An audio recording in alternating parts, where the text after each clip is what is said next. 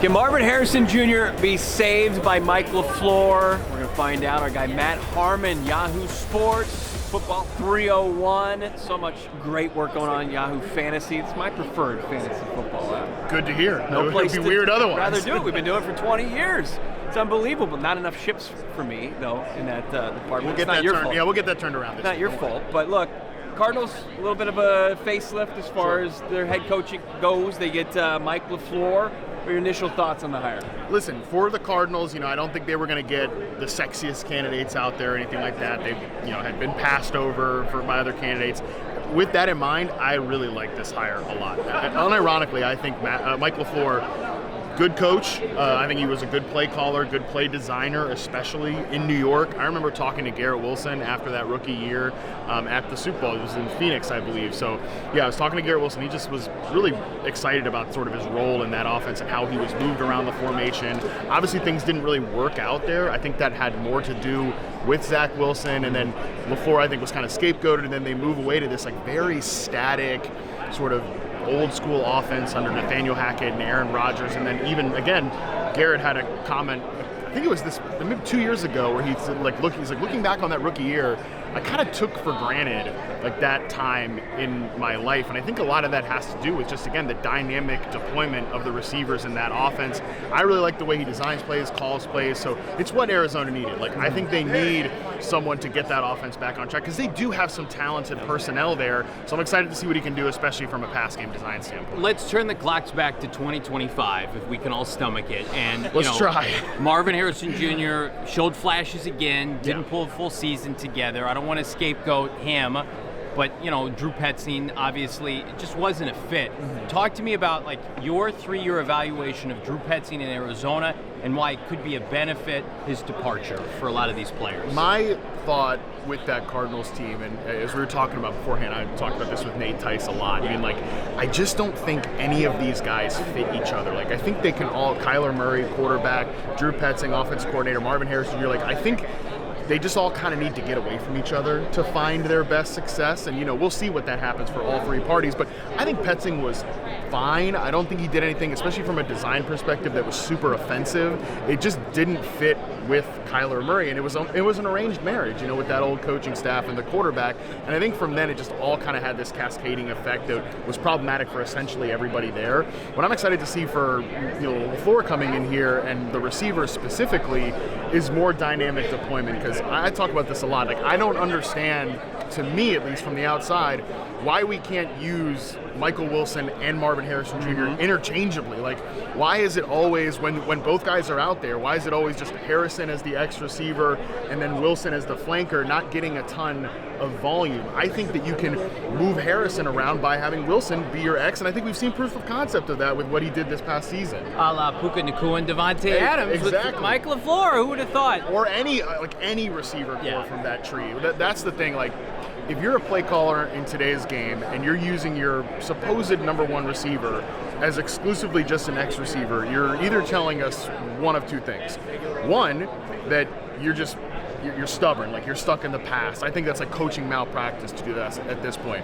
The other thing is you're saying that guy stinks. And I don't think Harrison stinks. I think he's, been a little bit disappointing for the 4th overall pick, especially from a production standpoint, but I think he can be more maximized as that move-around player, so I'm definitely excited to see that. I think you said it pretty well as far as, Kyler, it's not a huge indictment on him as a player. Marvin Harrison Jr. himself, the play caller, all the pieces, they just weren't cohesive. There wasn't the synergy that you needed offensively.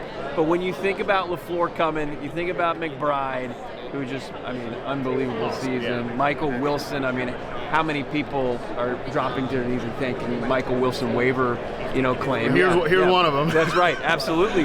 But when you think about it now, it's who's the biggest beneficiary? Is it Marv for LaFleur to come over to this offense? It should be all three of these guys. That's the thing, because I think statistically, with a guy like Wilson last year, even McBride, we can be honest here and say a lot of that was kind of some scammy production. Sure. It was in the fourth quarter, third quarter. Empty calories. Empty calories is the best way to say it, 100%. That's not an indictment on these players, because I think for any pass catcher, I'm totally fine sacrificing some volume for increased efficiency. And I think that's what you're looking for all three of these guys. Even again, Trey McBride, who has this electric season, I think you can do different things with him where it's less just like stick concepts, like just turn around and, quick out routes, which fits well with Murray's game, which is why he was always getting a ton of targets. But again, can we use him as more of like an explosive down the field tight end? I don't see any reason in his game that can't happen. What is your prediction? Obviously, Kyler Murray likely to depart from the team this month via trade and or release. What's the future for him? It's hard to say like what's a good landing spot because half the league still needs offensive coordinators. Yeah. But like your crystal ball, where does he head this year? There's also about 10 teams that I think you can look at and say who's their week 1 starting quarterback, which is pretty crazy because there's not going to be 10 quarterback solutions out there. So we're going to be seeing a lot of what I've been saying, like some sell jobs from teams. You're like, oh, no, trust us. This is a great plan.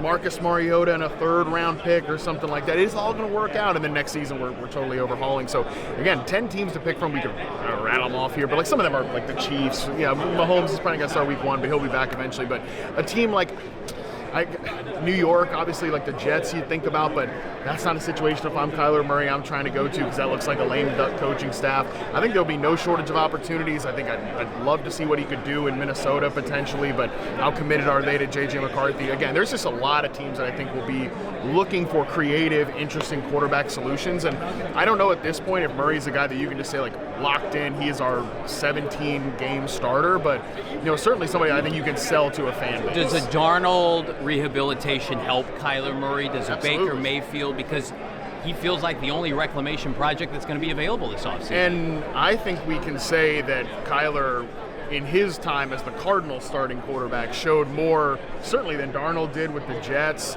or even I would say maybe Baker Mayfield in those first few years with the Cleveland Browns, although he had some success. So I certainly think that that's helpful for him, and it's just a reminder that all these players, like, destination is destiny, man. Like, if he goes to a spot where he fits the offensive ecosystem, it's more of a spread out, and as opposed to we're trying to attack deep and intermediate over the middle of the field, I think that he can have success as that reclamation project. It's just about finding the right fit, both from the players around him and the offensive environment. One reunion we've been talking about from his Jets days would be Breece Hall, the soon-to-be free agent this offseason. You think you want to bring him to the desert potentially? Would that fit? Would that give people you mentioned just waiver wire with Michael Wilson. I was definitely scrounging the bottom of the barrel in some of my deeper leagues for, like, all right, who's starting for the Cardinals this week? I definitely had a few successful weeks with Bam Knight, okay? So we don't want to be doing the, like, 4th string running back. Exactly, 100%, exactly. You're throwing him out there in your 6th flex spot if you're a sick freak like me and you play in those type of leagues. You're like, just cross those fingers for a touchdown. I think you want something different this year. That's the thing, though. I think this roster has a lot of needs, both on both sides of the ball. Spending a lot of money at running back is more of like, hey, this should be the finishing touch of a really good offense. And I do think if they find the right quarterback solution, they have the pass-catching talent to be a good offense. But I think that run game was always going to be a little disappointing last year because of the offensive line. I'd want to fix that first before addressing running back. Last question, we'll get you out of here. Is there a solution, not a permanent one, that you like for Mike LaFleur, a free agent quarterback, trade, draft, or otherwise? I think if I'm him, I'm spending this year mostly trying to install a program, both schematically and just changing the building around. I think that's something that we all know needs to happen there. And I would focus on that first before, like, bending over backwards to try to find a quarterback. I think they can get away with, like, a Jacoby Brissett year. He's under contract again for this team next year. Start him for a few games. Maybe you do that, like that 3rd round rookie. I just said, like, you're selling that to the fan base, but I think this fan base could probably accept, like, hey, this is a building year, and then next year we really go for it. And man, I mean, if you get Marv back on track, you establish Michael Wilson as a really good starting receiver, which I think he is. Trey McBride's awesome. You rebuild that offensive line a little bit. That'd be a spot where, like, man, I'm excited to drop a quarterback in there next year. That's kind of how I would approach it. What about Kirk Cousins' flyer 1 year? You think he's got anything left? Maybe like half a season's worth of decent starts. Do you call Derek Carr? You try to pick up the phone? See, that's the thing I wouldn't like be trying to do. Like, all right, let's shoot for the 15th best quarterback this year. I'd be like, okay, maybe we get a couple of months out of a nice Jacoby Brissett moment. I do think Brissett, he's not like a starting quarterback in the league, but he's a good backup. And then again, like maybe a young 3rd round pick that, hey, if he hits, like, awesome. The Saints last year with Tyler Shuck, 2nd round pick, 40th overall, a little bit higher, but that was a good example of a guy that, all right, if he shows something in his rookie year, we ride into this offseason feeling pretty good, which I think they are. The other kind of outcome there is, all right, he doesn't show us much, and we flush the 40th overall pick, and we go again. Like, if that's a 3rd rounder, I think you feel pretty good about that. quarterback options don't inspire a lot of hope, but the insight does from Matt Harmon. It's higher learning for the NFL and football. It's Football 301, Yahoo Fantasy Sports. Matt, thanks so much. Appreciate it, guys. Thank you so much. Yeah, it's an interesting team to talk about.